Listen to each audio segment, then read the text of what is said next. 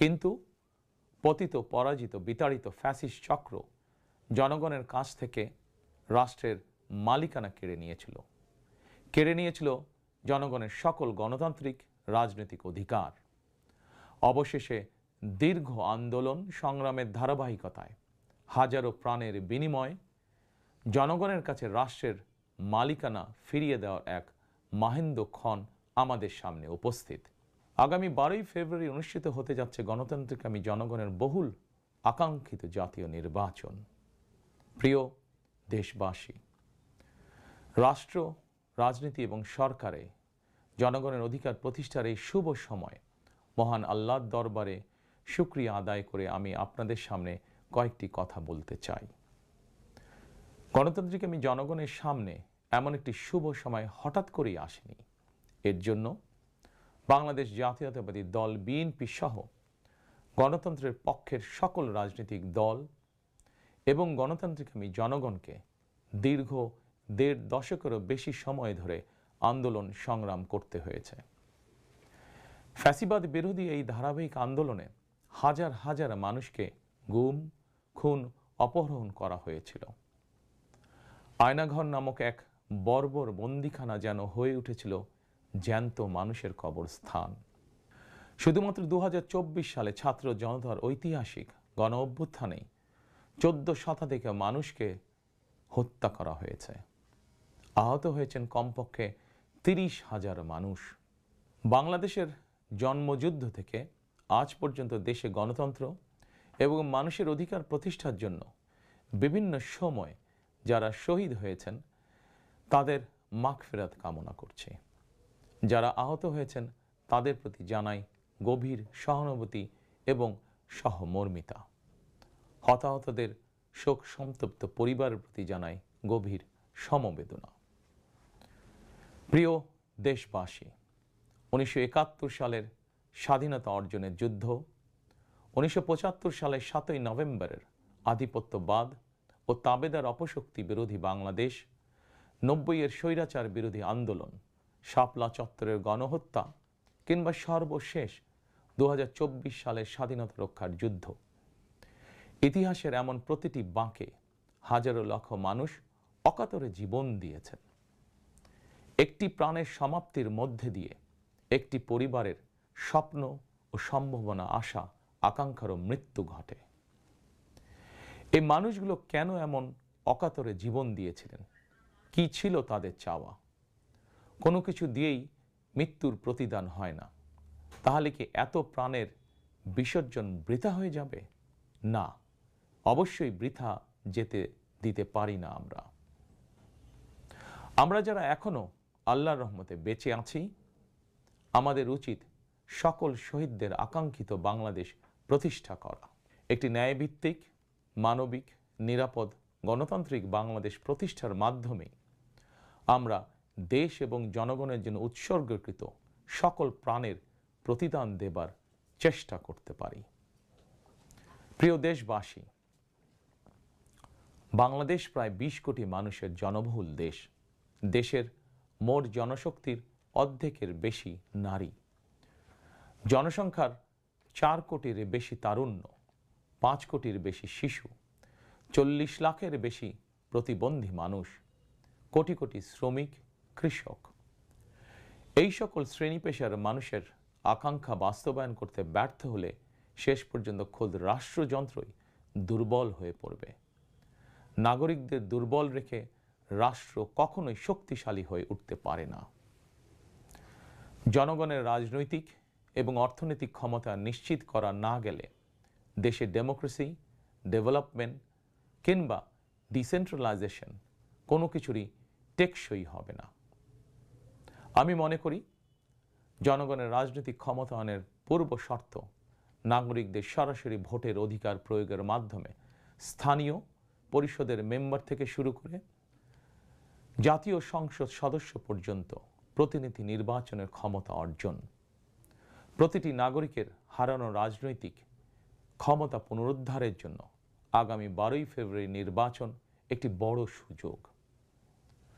প্রিয় দেশবাসী, এই উপলব্ধি এবং বাস্তবতাকে সামনে রেখে দেশের নাগরিকদের রাজনৈতিক এবং অর্থনৈতিক ক্ষমতা নিশ্চিত করার লক্ষ্যে ইতিমধ্যেই বিএনপির নির্বাচনী ইশতেহার ঘোষণা করা হয়েছে। প্রতিটি সেক্টর এবং প্রতিটি শ্রেণী পেশার মানুষকে লক্ষ্য করে একটি স্বনির্ভর বাংলাদেশ বিনির্মাণের জন্য আমরা আমাদের পরিকল্পনা সাজিয়েছি। বর্তমান প্রজন্মের সামাজিক, অর্থনৈতিক, রাজনৈতিক অধিকার পুনর্বহাল এবং ভবিষ্যৎ প্রজন্মের জন্য একটি নিরাপদ মানবিক বাংলাদেশ প্রতিষ্ঠার লক্ষ্য নিয়েই চূড়ান্ত করা হয়েছে বিএনপির সকল পরিকল্পনা। বিশেষ করে দেশের সকল তরুণ তরুণী, বেকার জনগোষ্ঠী এবং নারীদের জন্য দেশে বিদেশে কর্মসংস্থান এবং কর্ম পরিবেশ নিশ্চিত করাই এবার বিএনপির প্রথম এবং প্রধান অগ্রাধিকার। আমি ইশতেহারে উল্লেখিত কয়েকটি বিষয় খুব সংক্ষিপ্তভাবে আজ আবারও দেশবাসীর সামনে তুলে ধরতে চাই। প্রিয় দেশবাসী, বেকার সমস্যা নিরসনের লক্ষ্যে ব্যাংক, বিমা, পুঁজিবাজার সহ দেশের অর্থনৈতিক খাতের সার্বিক সংস্কার, অঞ্চল ভিত্তিক অর্থনীতিকে চাঙা করা এবং শিল্প ও বাণিজ্যে দেশি বিদেশি বিনিয়োগ বৃদ্ধির মাধ্যমে দেশে বিদেশে 1 কোটি কর্মসংস্থান তৈরির লক্ষ্যমাত্রা নির্ধারণ করা হয়েছে। এভাবে পর্যায়ক্রমিকভাবে 1 কোটি কর্মসংস্থান তৈরির লক্ষ্যমাত্রা অর্জনের জন্য কয়েকটি সেক্টরকে বিশেষভাবে চিহ্নিত করে নতুন কর্মসংস্থান তৈরির উপায় এবং কর্মকৌশল নির্ধারণ করা হয়েছে। এরই অংশ হিসাবে দেশব্যাপী কারিগরি এবং ব্যবহারিক শিক্ষা প্রদানের মাধ্যমে বেকার জনগোষ্ঠীকে দক্ষ জনশক্তিতে রূপান্তরিত করা হবে।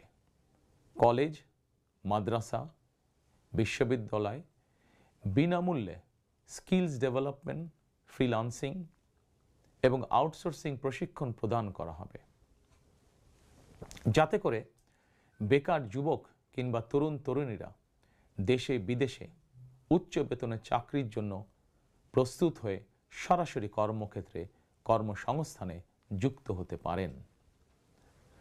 প্রতিটি অঞ্চল ভিত্তিক স্থানীয়ভাবে বিখ্যাত এবং ঐতিহ্যবাহী পণ্যের উৎপাদন এবং বাজারজাতকরণের জন্য বিশেষ উদ্যোগ নেওয়ার প্রস্তুতি রয়েছে। স্থানীয় কুটির শিল্প ও এসএমই খাত বিকশিত করার জন্য সহজ এবং স্বল্প সুদে ঋণ সুবিধা দেওয়ার পরিকল্পনা আমাদের রয়েছে। বৈশ্বিক ই-কমার্স প্ল্যাটফর্মের পণ্য রফতানির লক্ষ্যে বেসরকারি শিল্প সম্প্রসারণ ও কর্মসংস্থান সৃষ্টির সহায়ক উদ্যোগ নেওয়ার পরিকল্পনা নেওয়া হয়েছে। সাইবার নিরাপত্তা, outsourcing, data processing, artificial intelligence, semiconductor সহ আইটি সেক্টরে নতুন শিল্প গড়ে তোলার পরিকল্পনা নেওয়া হয়েছে। এইসব সেক্টরে প্রতি বছর সরাসরি 2 লক্ষ এবং ফ্রিল্যান্সিং, ক্রিয়েটিভ ইন্ডাস্ট্রি ও কন্টেন্ট ক্রিয়েশনের মাধ্যমে পরোক্ষভাবে আরও 8 লক্ষ কর্মসংস্থান তৈরির লক্ষ্যমাত্রা নির্ধারণ করা হয়েছে। প্রিয় দেশবাসী, বিভিন্ন পরিসংখ্যান অনুযায়ী বর্তমানে দেশে বেকারের সংখ্যা 27 লাখের বেশি। এর মধ্যে প্রায় 9 লক্ষ রয়েছেন স্নাতক ডিগ্রিধারী উচ্চশিক্ষিত বেকার। এদের মধ্যে প্রায় 22% তরুণ তরুণী কোনো প্রকার শিক্ষা, চাকরি ও প্রশিক্ষণে সম্পৃক্ত নয়। এই বিপুল সংখ্যক বেকারের অধিকাংশই 15 থেকে 29 বছর বয়সী। 12 ফেব্রুয়ারি নির্বাচনে জনগণের রায় বিএনপি সরকার গঠন করতে সক্ষম হলে বিএনপি শিক্ষিত তরুণ তরুণীদের জন্য 6 মাস থেকে সর্বোচ্চ 1 বছর কিংবা কর্মসংস্থান না হওয়া পর্যন্ত বিশেষ আর্থিক ভাতা প্রদান করার সিদ্ধান্ত নিয়েছে। আমরা মনে করি এই বেকার ভাতা হয়তো একজন শিক্ষিত বেকারকে সে উদ্যোগে কর্মসংস্থান সৃষ্টির ক্ষেত্রে সক্ষমতা অর্জনেও সহায়ক ভূমিকা রাখবে।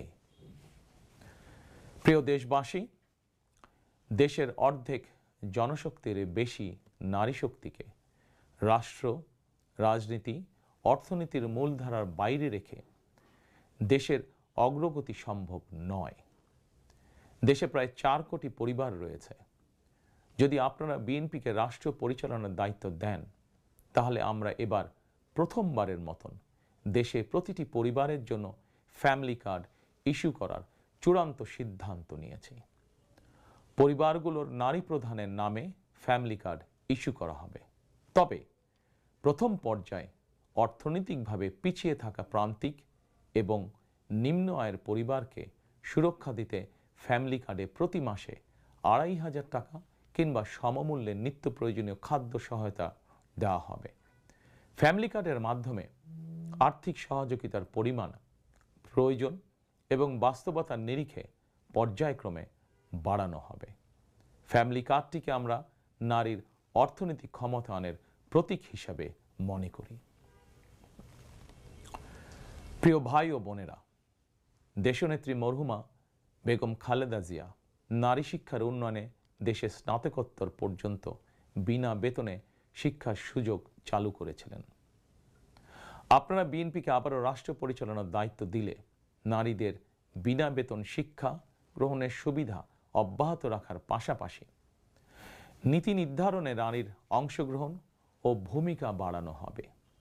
নারী উদ্যোক্তাদের আর্থিক ও দক্ষতা উন্নয়নে বিশেষ সহায়তা প্রদানের পাশাপাশি আনুষ্ঠানিক খাতে নারী কর্মসংস্থান বৃদ্ধি করার পরিকল্পনা আমাদের রয়েছে। উপজেলা পর্যায়ে বিশেষায়িত নারী কল্যাণ কেন্দ্র প্রতিষ্ঠা করার পরিকল্পনা আমাদের রয়েছে। স্বাচ্ছন্দ্যে চলাফেরা নিশ্চিত করতে শুধুমাত্র নারীদের জন্য বিশেষায়িত ইলেকট্রিক পরিবহন চালু করা হবে। কর্মপরিবেশ নিশ্চিত করতে কর্মস্থলে ডে কেয়ার ও ব্রেস্টফিডিং কর্নার স্থাপন করা হবে। এছাড়া বিশেষ করে রাজধানী ঢাকা সহ বিভাগীয় শহরগুলোতে কয়েকটি নির্দিষ্ট স্থানে হাইজিনিক বাথরুম নির্মাণের পরিকল্পনা আমাদের রয়েছে। আমাদের সমাজের নারীরা নানাভাবে হয়রানি এবং সহিংসতার শিকার হন। বর্তমান সময়ে নারীর প্রতি সাইবার বুলিং উদ্বেগজনক রূপ নিয়েছে। বুলিং সহ নারীর প্রতি যে কোনো ধরনের সহিংসতা বন্ধে কঠোর আইন প্রয়োগের পরিকল্পনা এবং সিদ্ধান্ত আমাদের রয়েছে। নারী নির্যাতন ও ধর্ষণের বিরুদ্ধে দৃষ্টান্তমূলক শাস্তি নিশ্চিত অবশ্যই ইনশাআল্লাহ করা হবে।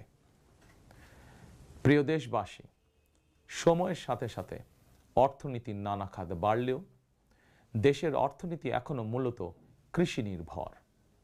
বিএনপি বিশ্বাস করে কৃষকের স্বার্থ রক্ষার অর্থ দেশের স্বার্থ রক্ষা। এজন্যই আমরা বলি, বাঁচলে কৃষক বাঁচবে দেশ।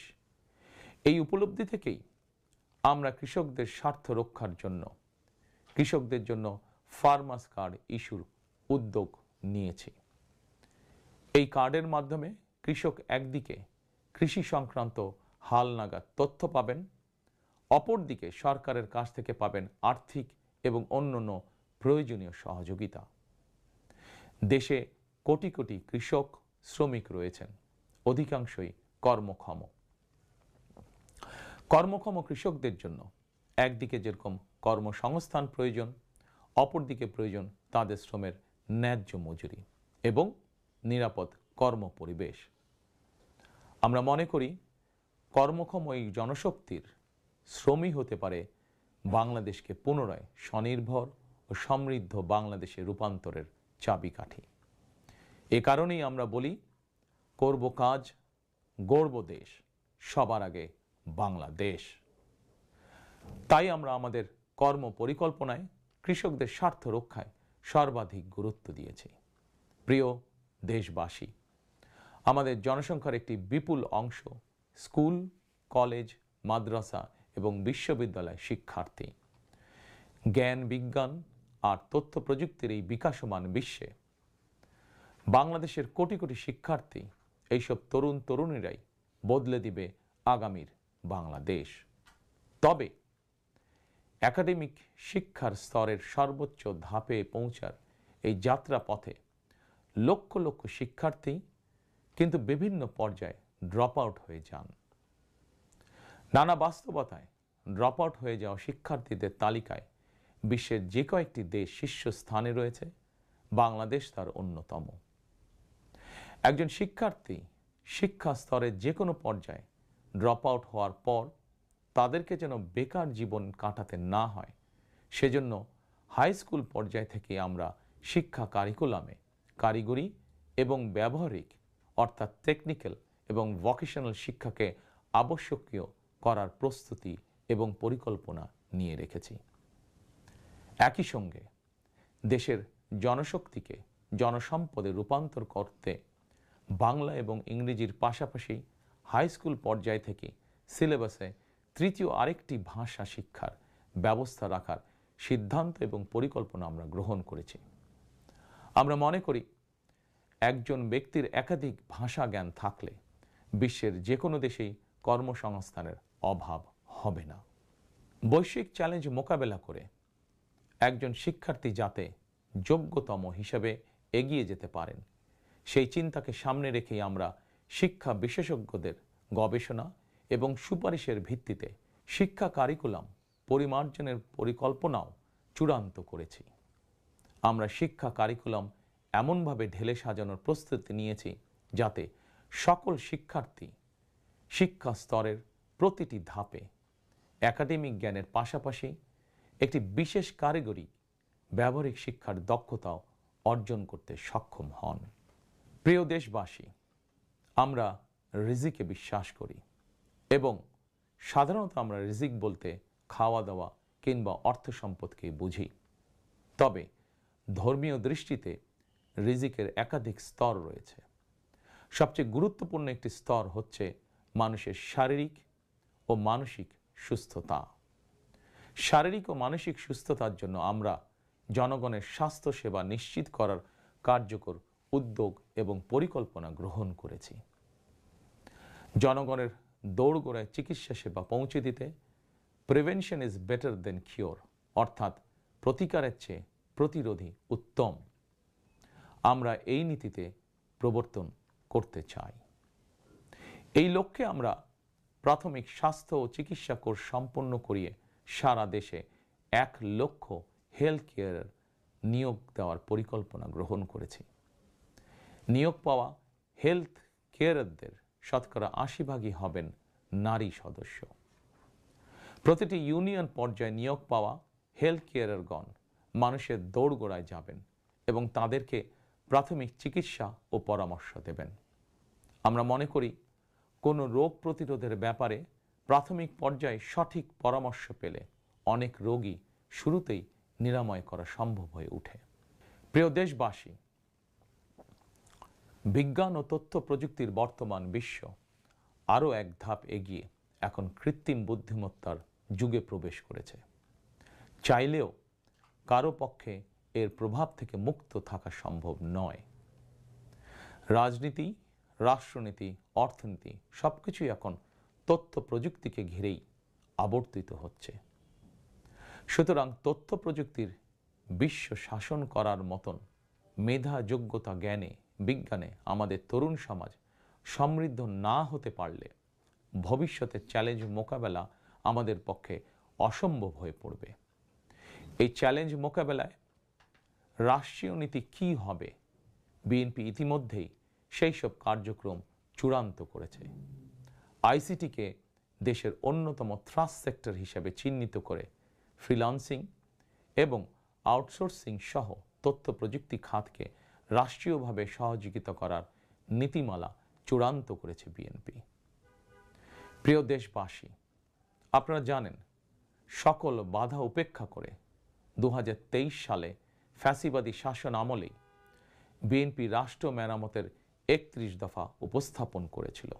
এরপর প্রতিটি দফা কিভাবে বাস্তবায়ন করা হবে সেই বিষয়ে দেশে প্রবাসে বসবাসরত সংশ্লিষ্ট ক্ষেত্রে বিশেষজ্ঞদের সঙ্গে মাসের পর মাস আলোচনা করে কর্ম পরিকল্পনা বাস্তবায়নে প্রক্রিয়া এবং পদ্ধতিও চূড়ান্ত করা হয়েছে।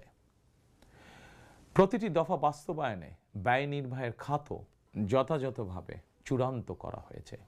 কারণ আমরা মনে করি দেশ এবং জনগণের স্বার্থে কোনো শুভ উদ্যোগ নিলে সমস্যা হওয়ার কোনো কারণ নেই।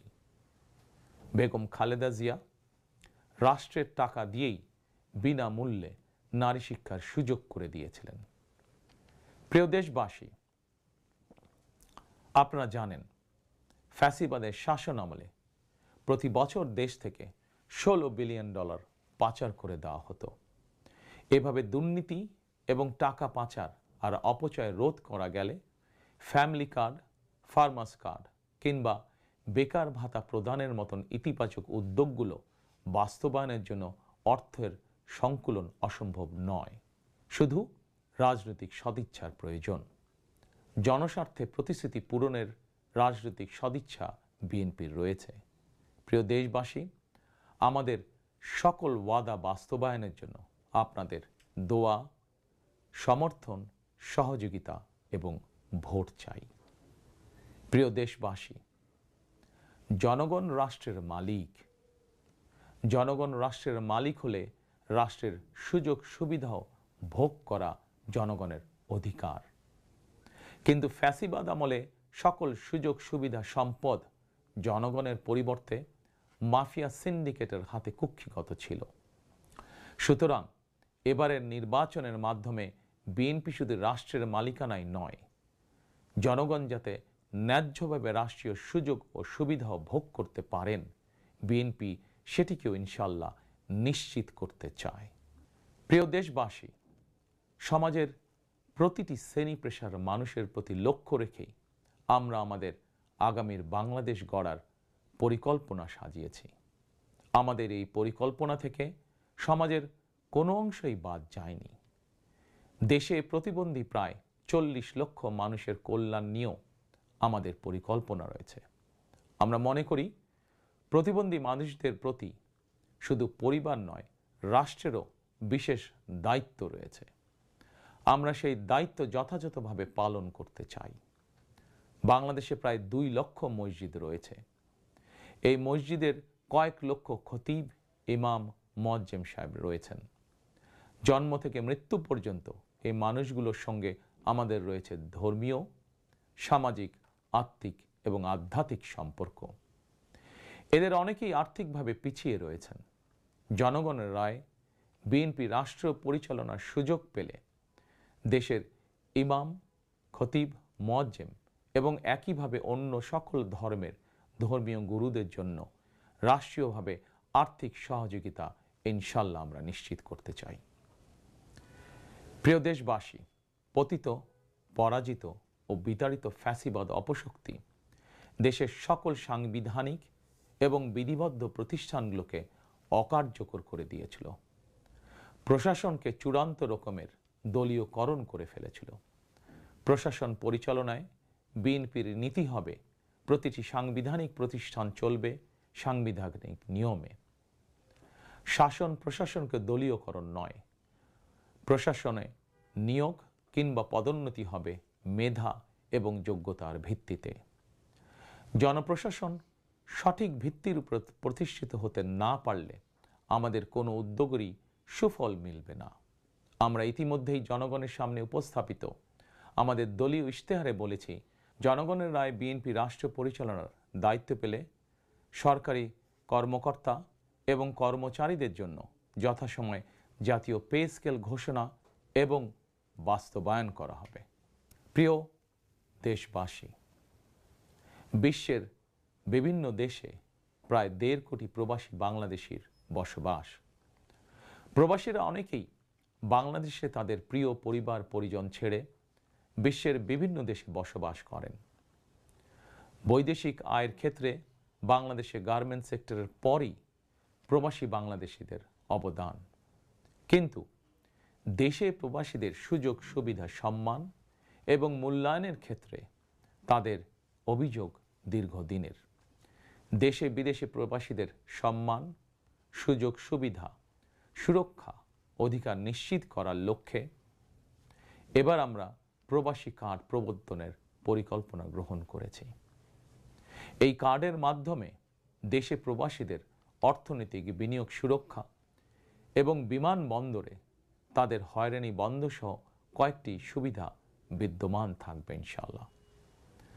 দক্ষ বাংলাদেশি শ্রমিক বিশ্বের কোনো দেশে কাজের নিশ্চয়তা বা অফার পেলে বিদেশে কর্মস্থলে যোগদানের জন্য তাদেরকে যাতে দেশে তাদের জায়গা জমি বিক্রি করতে না হয়, এজন্য রাষ্ট্রীয়ভাবে তাদেরকে সহজ শর্তে ঋণ সুবিধা দেওয়ার পরিকল্পনা আমাদের রয়েছে।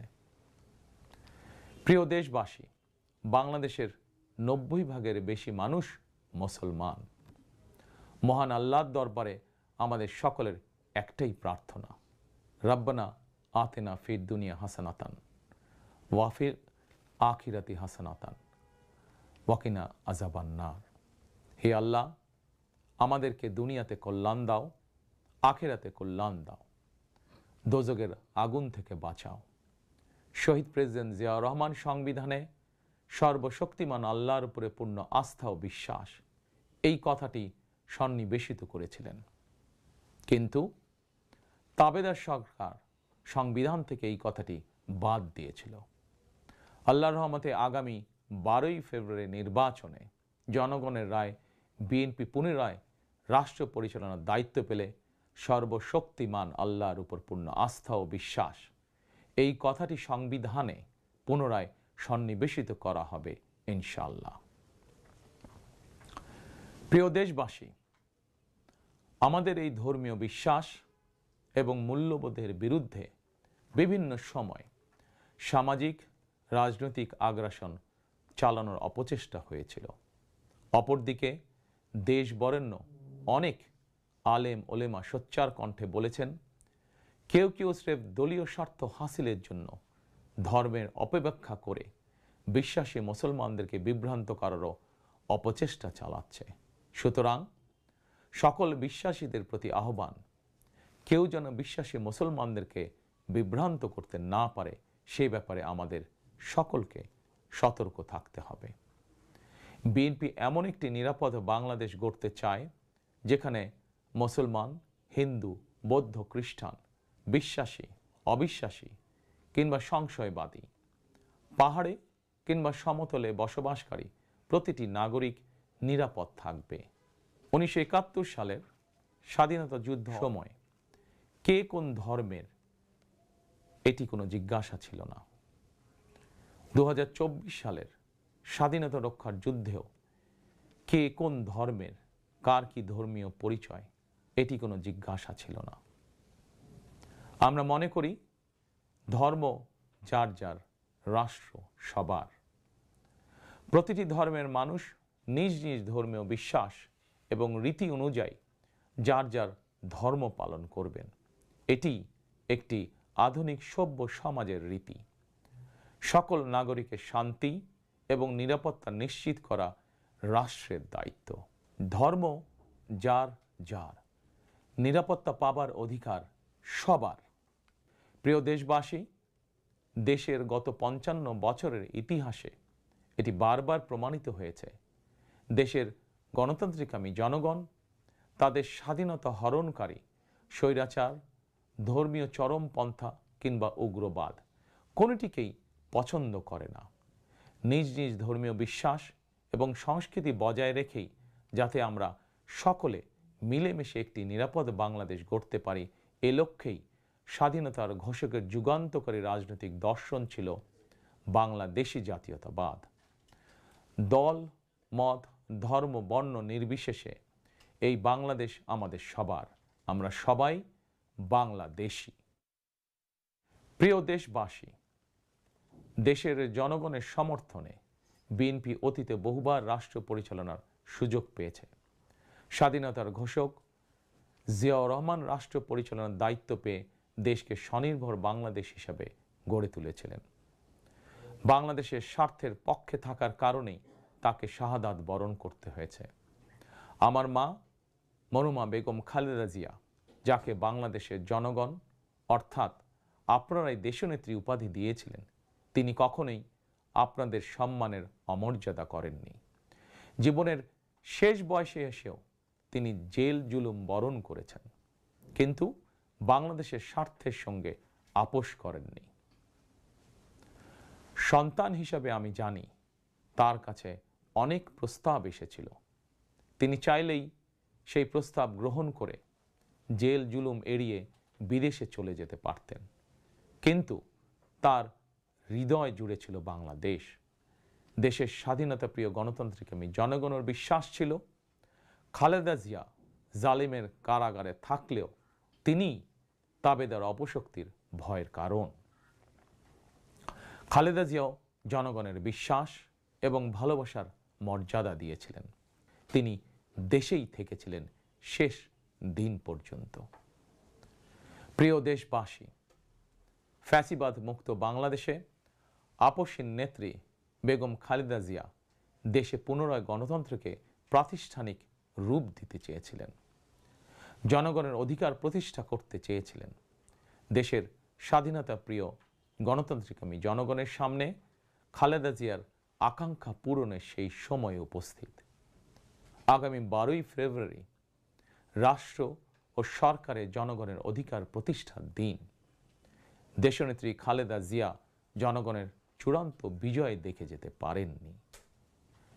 প্রিয় দেশবাসী, সারা দেশের সকল ছাত্র জনতা, কৃষক, শ্রমিক, রিক্সা চালক, গার্মেন্টস কর্মী, ফুটপাতের হকার থেকে শুরু করে শিক্ষক, সাংবাদিক, শিল্পী, বুদ্ধিজীবী, পেশাজীবী, শ্রমজীবী, সরকারি বেসরকারি চাকরিজীবী, ব্যবসায়ী কিংবা শিল্প উদ্যোক্তা এবং দেশের সকল মায়েরা, বোনেরা, সবার কাছে আমার বিনীত আবেদন, আপনারা যারা শহীদ জিয়াকে ভালোবাসেন, দেশনেত্রী বেগম খালেদা জিয়াকে ভালোবাসেন, স্বাধীনতা ও গণতন্ত্রকে ভালোবাসেন, আগামী 12ই ফেব্রুয়ারি জাতীয় নির্বাচনে আপনারা ধানের শীষকে বিজয় করুন।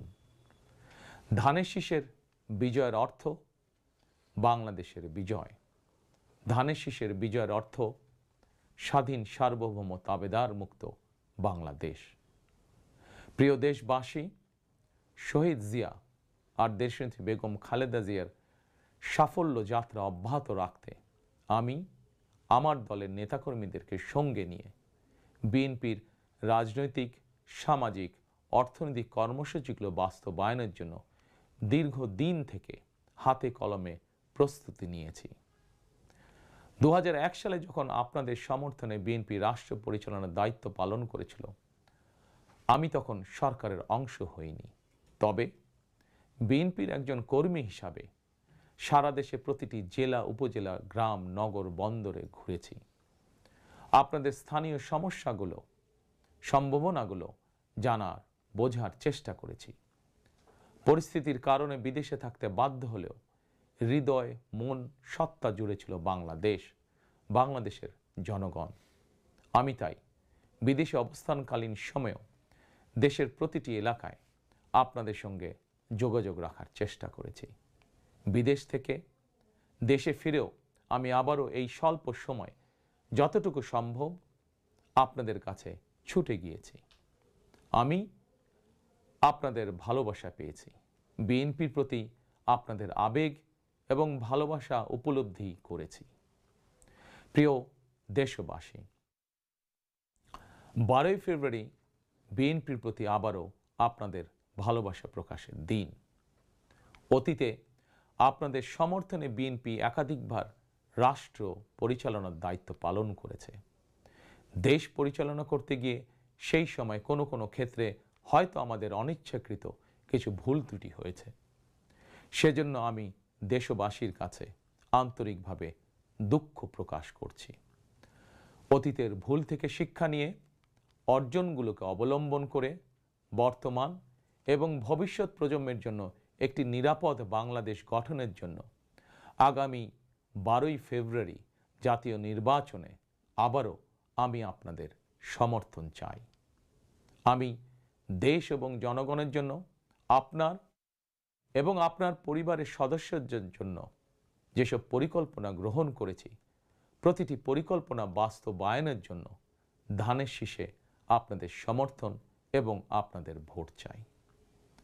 প্রিয় দেশবাসী, প্রতিটি পরিকল্পনা বাস্তবায়নের জন্য কঠোরভাবে দুর্নীতি নিয়ন্ত্রণ, আইনের শাসন প্রতিষ্ঠা এবং জনগণের কাছে রাষ্ট্র এবং সরকারকে দায়বদ্ধ রাখার কোনোই বিকল্প নেই।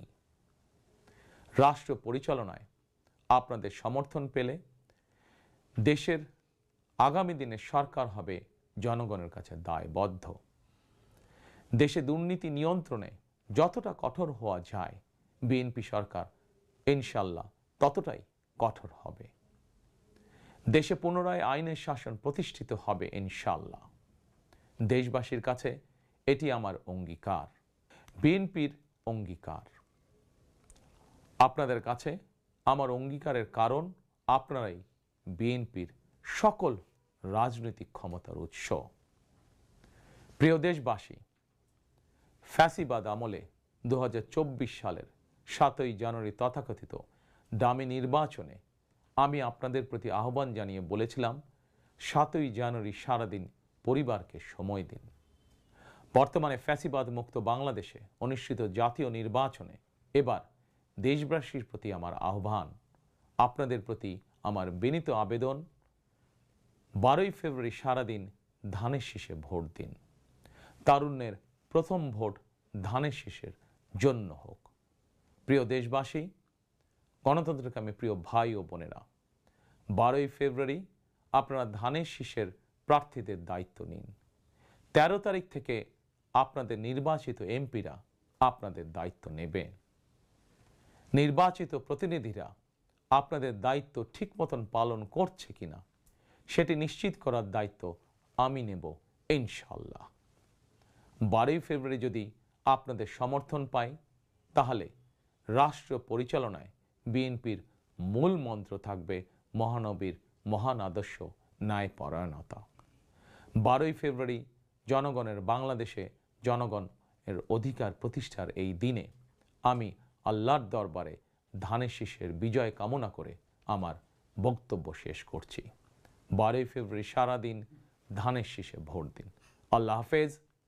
বাংলাদেশ জিন্দাবাদ। বাংলাদেশ জাতীয়তাবাদী দল জিন্দাবাদ।